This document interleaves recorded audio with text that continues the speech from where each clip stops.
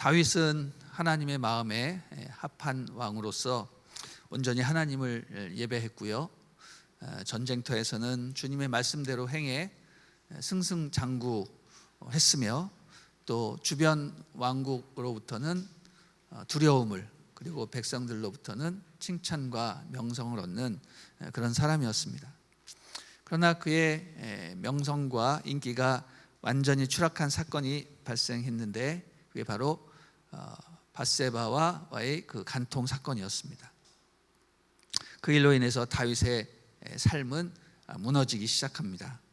특별히 그의 가풍에 심각한 타격을 입게 되었는데, 그가 정직하고 모범적인 가장으로서 살 때는 자녀들에게 아무 문제가 없었습니다.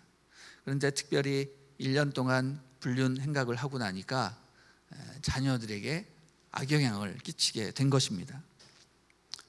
아이들은 아버지가 왕이니까 간음하지 말아라, 이웃의 아내를 탐하지 말아라, 살인하지 말라라는 그런 율법 등을 지키지 않아도 되는구나 라는 생각을 하게 만든 것입니다. 그러니 이상한 일들이 꼬리에 꼬리를 물고 계속 생겨나게 된 것입니다. 사무엘하 13장 1절을 보면요, 제일 처음에 그 후에라는 단어로 시작을 합니다. 그 후에라는 말은 다윗과 밧세바 사건 이후에라는 뜻입니다. 그 사건 이후에 암논이 다말을 범하는 사건이 벌어진 것이죠. 자신의 성적인 욕심을 채우기 위해서 호시탐탐 기회를 노리고 있던 왕자 암논이 배다른 여동생 다말 공주를 범하게 된 것입니다. 다윗은 그 소식을 듣고 크게 노했지만 특별한 조치를 취하지 않은 것 같습니다. 결국 사태가 악화돼서 다말의 오빠인 압살롬이 치밀한 계획 끝에 암논을 살해하게 됩니다. 그것도 비밀리에 살해한 것이 아니라 백주의 다른 모든 왕자들이 지켜보고 있는 가운데 죽이니 왕자들은 큰 충격을 받았고 도망을 갔으며 가문이 완전히 풍지박산이 난 것이죠. 이 일을 저지르고 압살롬은 내심 두려웠는지 아버지를 떠나서 자기의 외할아버지가 다스리는 나라로 도망을 갔고 거기서 3년을 지내게 됩니다. 그동안 다윗은 죽은 암논을 그리워했고 또 암논에 대한 마음이 사라지니까 이제는 압살롬이 보고 싶어진 것입니다. 아무리 악행을 저질렀어도 피는 속일 수 없었는지 자기 마음의 속을 썩인 아들이 보고 싶었던 것입니다.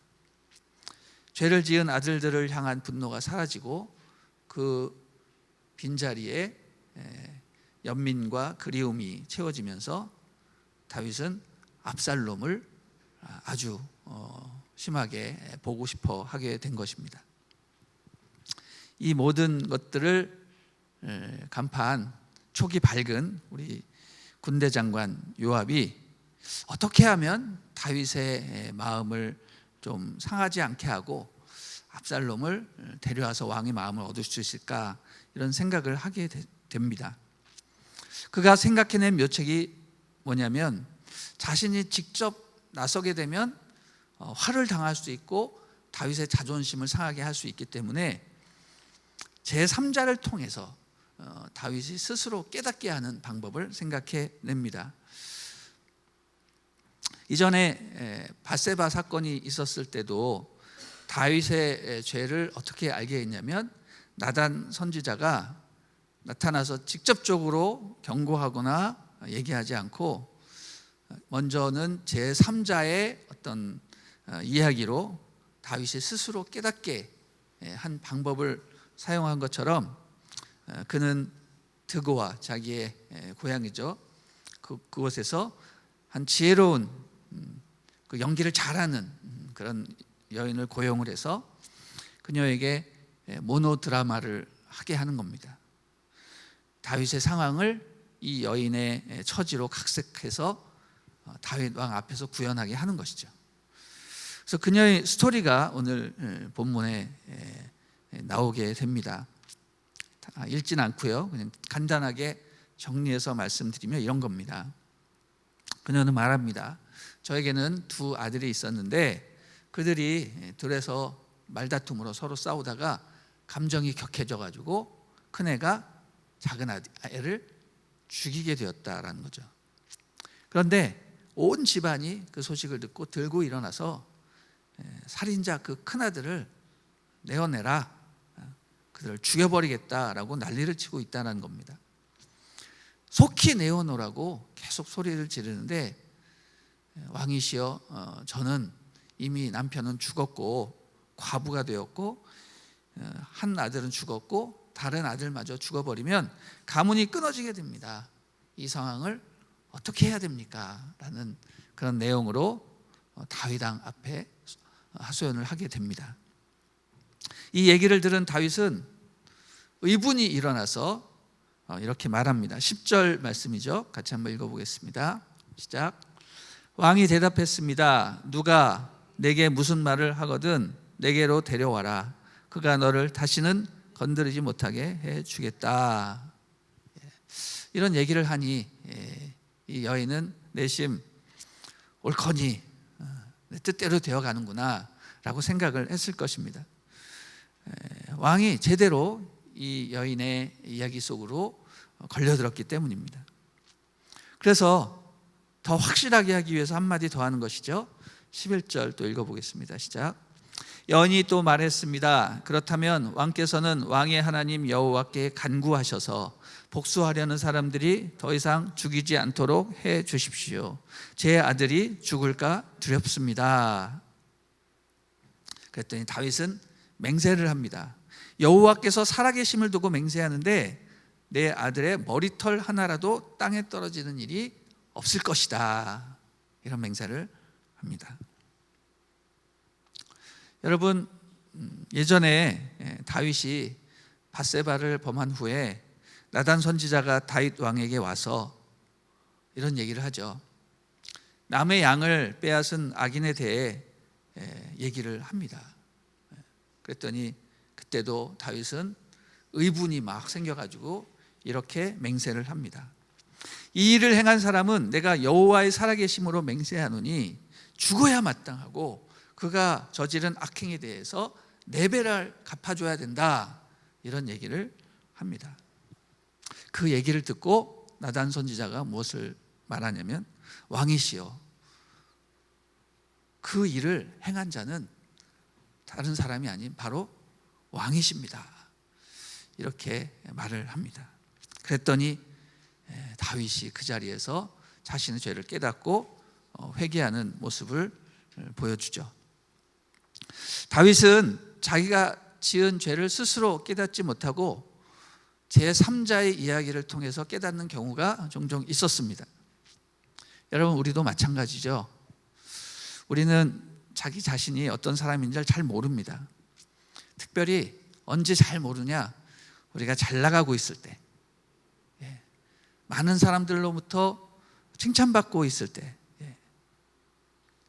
자기 자신은 언제나 정의의 편에 서서 올바른 일만 한다고 착각하는 경우가 많습니다. 그러나 그렇지 않다라는 것이죠. 사람이 가장 위험할 때가 언제냐면 사람들로부터 박수갈채를 받을 바로 그때가 가장 위험한 순간입니다. 왜냐하면 그 순간은 자칫 잘못하면 우쭐해가지고 이때까지 열심히 의지했던 하나님을 저버리고 나 자신을 신뢰할 수 있는 경우가 많기 때문입니다. 그러므로 우리는 자기 자신을 늘 성찰을 해야 됩니다. 특별히 내 주변에 누군가가 나에게 쓴소리를 할 때 그것을 잘 들을 수 있어야 됩니다.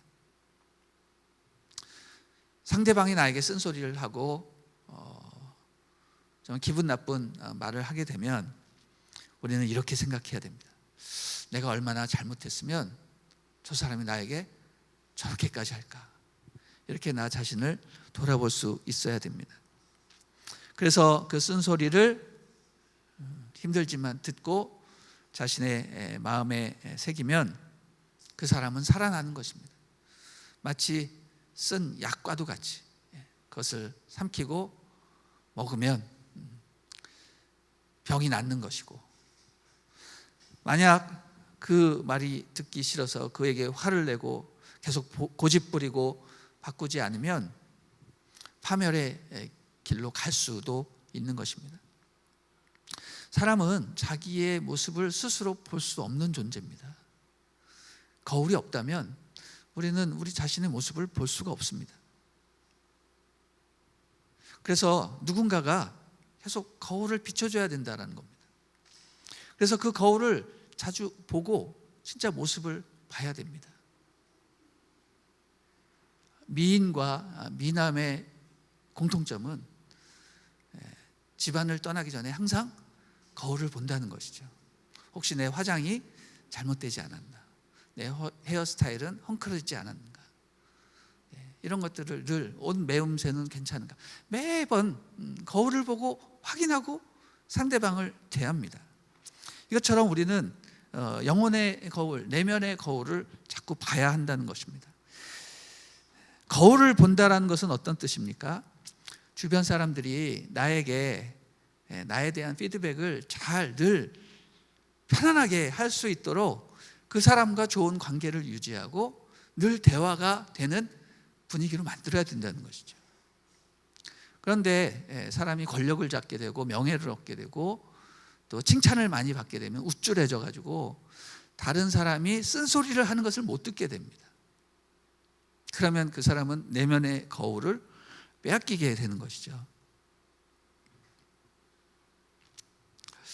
그래서 우리가 주변의 사람들과 늘 원만하고 좋은 관계, 그리고 공동체 안에서 자기가 늘 피드백을 받을 수 있도록 그렇게 해야 올바른 길을 계속 갈 수 있는 것입니다. 여러분, 군대 장관 요압이 왜 사람을 고용해 가지고 그렇게 연극을 해 가면서까지 다윗에게 그런 말을 하고 있습니까? 다윗이 스스로 깨닫지 못하기 때문이죠. 그가 너무 승승장구하니까 마음이 교만해져서 부하들이 직언을 할 수 없게 된 것입니다. 예전엔 안 그랬죠. 그러나 왕이 되고 계속 평탄한 일이 계속되니까 그런 일들이 생기게 된 겁니다. 다윗은 어떤 생각을 서서히 하게 되었냐면, 내가 왕인데 내가 못할 게 뭐가 있느냐, 이런 생각을 하게 된 것 같습니다. 왕으로서 내가 할 수 있는 일은, 할 수 없는 일은 없다고 생각을 하고 다른 상대방의 사람들, 부하들의 처지를 전혀 생각하지 못한 것입니다. 심지어는 어떤 생각까지 합니까? 우리아의 아내를 얻기 위해서 우리아를 죽인 이후에 우리아를 위해서 그 미망인을 자기의 아내로 삼으면 우리아를 위한 것이다 라는 정말 말도 안 되는 그런 생각을 하게 된 겁니다. 또 큰아들이 배다른 여동생을 겁탈했습니다. 근데 그 아들은 왕을 이을 계승자였습니다. 그러니 어떤 조치를 취하지 않은 것이죠. 그냥 혼내고 말면 되는 줄로 알았습니다. 그런 일이 생겼으면 그 공주를 불러다가 위로를 하고 그 수치를 회복시켜 주도록 노력을 해야 되는데 성경 어디에 봐도 그런 예가 없습니다. 이런 일이 생겼으면 모든 왕자들을 소집을 해서 절대로 이런 일이 있어서는 안 된다, 근신을 시킨다든지 아니 어떤 조치를 취했어야 되는데 전혀 그런 것이 없습니다. 그러니 이제는 그 아들이 또 배다른 동생에 의해서 살해를 당하게 되는 겁니다. 이때도 화를 냈지만 어떤 특별한 행동을 취하지 않습니다. 그저 죽은 아들을 애도하면서 슬퍼만 하는 것이죠. 그러다가 또 그 마음이 세월이 지날수록 서서히 안정이 되니까 이젠 또 어떤 일이 벌어집니까? 그 도망간 아들 압살롬이 또 보고 싶어진 것입니다. 참, 이 모든 것들을 보면 다윗은 정말 전쟁터에서는 용맹한 장수요, 하나님 앞에서는 신령한 예배자요, 또 백성들에게는 훌륭한 왕이었지만 자기 자녀들에 대해서는 전혀 원칙도 없고 잘못을 해도 내버려두는 그런 방음의 태도를 보이게 됩니다. 이 권력자들이 가질 수 있는 최대 약점이죠. 대통령들, 위대한 지도자들, 독립투사, 목회자, 자녀들이 삐뚤어 나가는 그 이유가 바로 이런 것입니다. 큰 일은 잘하는데 집에 가서 자녀들에 대해서 아무 대책이 없는 것입니다. 그냥 자기의 기분에 따라 마음 내키는 대로 자녀들을 키웁니다. 그러니 문제가 해결되기는커녕 점점 악화되는 것을 보게 됩니다. 사랑하는 여러분, 오늘 이 본문들은 단순히 다윗이 자녀 교육을 잘못시켰다라는 문제만은 아닙니다. 이 모든 일들은 다윗의 영성이 지금 흐려지고 있다라는 징조로 볼 수 있는 것이죠. 젊었을 때 다윗은 결코 이러지 않았습니다. 그가 광야에서 보여줬던 하나님에 대한 집중력, 날카로운 영성, 그리고 모든 사물을 꿰뚫어 볼 수 있는 그런 통찰력, 온전한 헌신의 마음은 점점 이제 왕이 되고 궁중에서 남들 전쟁하는데 낮잠이나 자고 이제 이러면서 서서히 사라지고 나태해지고 무뎌지면서 이제는 좀 편하게 좀 살고 싶다, 뭐 이런 식의 자기 마음대로 살고자 하는 그런 마음으로 자식들의 어떤 문제가 그를 괴롭히고 있는 것을 보게 됩니다. 여러분, 자식은 우리들의 미래입니다. 그렇기 때문에 자식 교육을 잘 시켜야 되는데, 자식 교육은 뭐 저보다 여기 더 오래 사신 분들, 더 연세 많으신 분들 많지만, 자식은 어떻게 교육을 시켜야 됩니까? 자식은 부모의 말을 듣고 자라나는 것이 아니라 부모의 뒷모습을 보고 자란다라는 것이죠. 부모의 뒷모습, 부모의 그림자를 보고 자라난다. 그 말이 맞는 것 같습니다. 아버지가 자녀들에게 나 따라와 이렇게 말을 하면 아이들은 아버지는 따라가지만 아버지의 어떤 모습을 봅니까? 늘 뒷모습을 보고 자라는 거죠. 엄마와 아빠의 가정에서의 그 뭔가 이렇게 단추 풀린 그런 모습을 늘상 보고 자라는 것입니다. 그래서 부모는 자신의 약점, 그림자들을 늘상 자녀들에게 보여주기 때문에 자식들이 그것만 보고 나쁜 것을 배우지 않도록 늘 조심해야 한다는 것이죠. 참 이게 딜레마입니다. 어떻게 같이 살면서 좋은 모습만 보여주고 또 우리의 그림자와 뒷모습을 안 보여줄 수 있겠습니까? 오히려 그런 모습은 나에게 없다 이러는 것이 더 가식적인 그런 부모이죠. 그럼 어떻게 해야 되는가? 저도 참 고민이 되고 묵상을 하면서 그런 생각이 들었습니다. 사람이 함께 살면 어쩔 수 없이 그 뒷모습과 그림자를 보여주게 되는데, 그 모든 것을 아름답게 상쇄할 수 있는 방법은 바로 기도하는 모습일 것이다, 이런 생각을 하게 됩니다.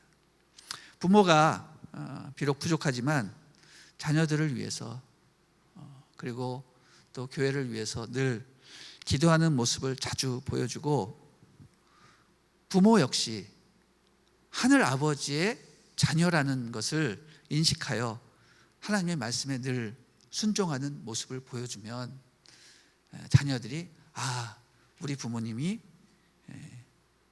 부모님의 진정한 부모님에게 순종하는 분이구나, 기도하는 분이구나, 자기는 잘못했고 연약해도 늘 기도로 하나님의 은혜를 구하는 분이구나 라는 그런 생각을 하게 된다는 것이죠.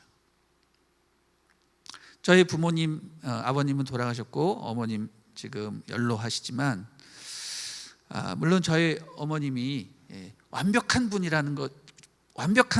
아니라는 것을 저는 누구보다도 잘 압니다. 그러나 제 마음속에 항상 남아있는 그 모습은 뭐냐면, 자다가 깨서 부엌으로 물 먹으러 가면 항상 어머님이 그 밤속에서 기도하고 계셨다는 것이죠. 그래서 이렇게 조용히 들어보면 우리 저를 포함한 우리 형제 자매들을 위해서 기도하고 있는, 그리고 저희 아버님을 위해서 기도하고 있는 그런 모습들이 늘 생각이 납니다. 그때 마음이 후순하고 우리 가정은 잘 되겠구나, 그런 생각을 한 기억이 있습니다. 여러분, 그것이 바로 우리의 뒷모습, 우리의 그림자를 상쇄하게 하는, 영적으로 승화하게 하는 그런 좋은 방법이라고 생각이 됩니다. 우리의 뒷모습이 기도하는 모습으로 바뀌어서 우리 자녀들이 하나님 앞에 순종하고 올바른 길로 가게 된다면 그 가정은 정말로 행복한 가정이요, 하나님이 복 내리신 가정이 되리라 믿습니다. 그래서 우리의 뒷모습이 기도하는 모습으로 바뀌며 우리의 자녀들이 하나님 앞에 순종하는 모습을 배울 수 있도록 여러분이 하나님 앞에 정직하고 모범적으로 살 수 있게 되기를 주님의 이름으로 축원합니다. 아멘.